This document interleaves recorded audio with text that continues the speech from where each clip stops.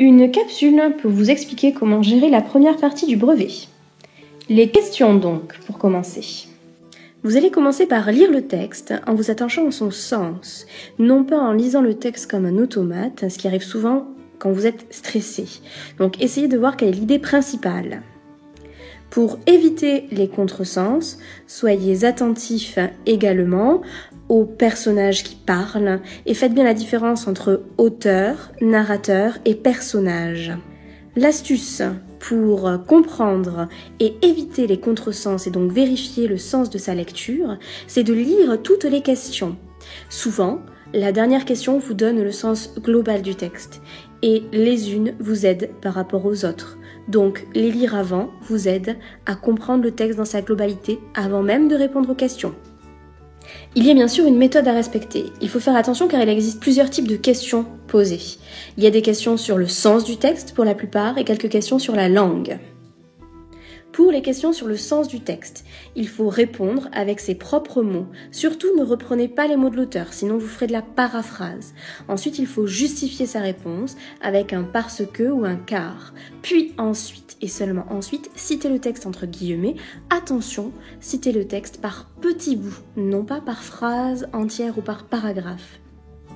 Un dernier conseil sur les questions, regardez le barème.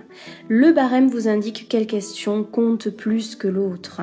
Ainsi, vous savez qu'une question qui vaut 3 points doit être développée. On ne peut pas écrire une ou deux phrases. Il est évident que là, si une question vaut 3 points sur 15, il faut absolument écrire au moins 5 à 6 lignes, en sachant que sur chaque ligne, vous mettez 10 mots. La réécriture. Lisez et relisez la consigne. Partez du principe que vous êtes étourdi et que vous allez vous tromper. Bien souvent, c'est ce qui pêche, car c'est très simple la réécriture, mais vous faites des étourderies et vous vous trompez de transformation. Par exemple, vous oubliez le pluriel ou bien vous rajoutez des choses. Écrivez sur le sujet pour faire toutes les modifications nécessaires. Ensuite, lors de la relecture, vous pourrez ainsi revoir tout ce qui peut être manquant. La dictée. Pour commencer, la dictée est lue 3 fois. Une première fois, vous l'avez remarqué, normalement. Une deuxième fois, en dictant doucement. Et ensuite, une relecture.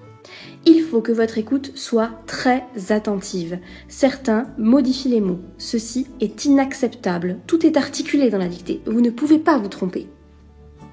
Lors de la relecture de votre professeur, prenez un crayon papier et marquez de 2 traits tous les mots qui vous semblent délicats à orthographier.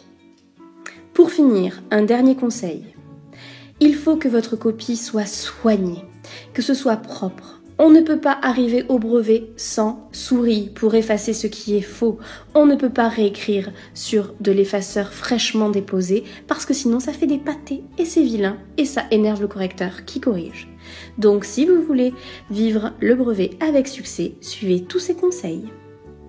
Par Madame Mariota, collège de Piégut-Pluviers.